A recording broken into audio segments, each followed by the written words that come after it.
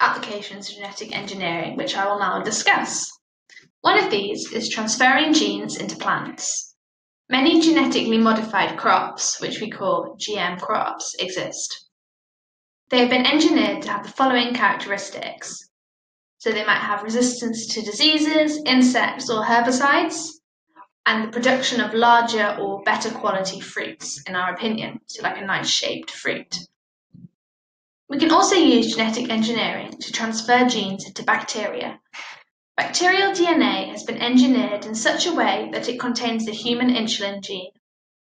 By creating a colony of this modified bacteria, there can be rapid and cheap production of large quantities of human insulin, which can then be used to treat type 1 diabetes. We can also transfer genes into animals.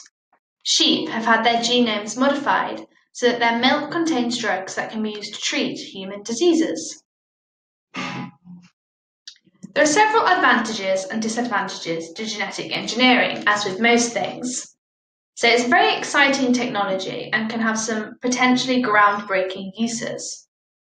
So some advantages of genetically modified crops are that GM crops generally show increased yields.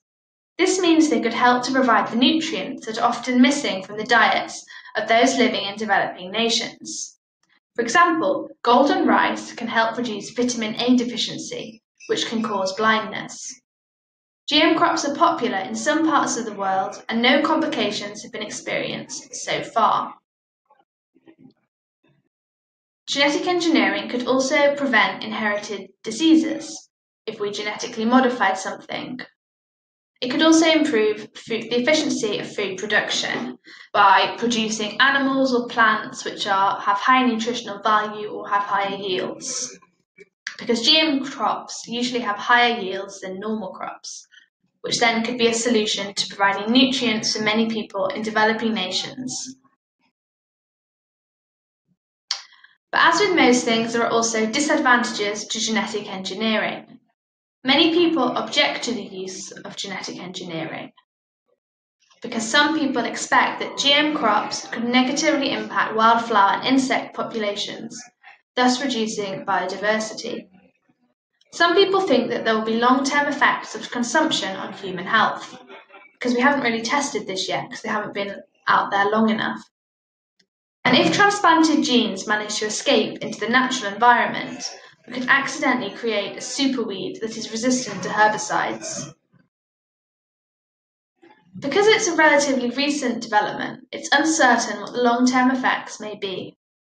And some people consider it unethical to create new life forms or move genes between species. Let's take a look at how we can do genetic engineering. How do we transfer genes into bacteria?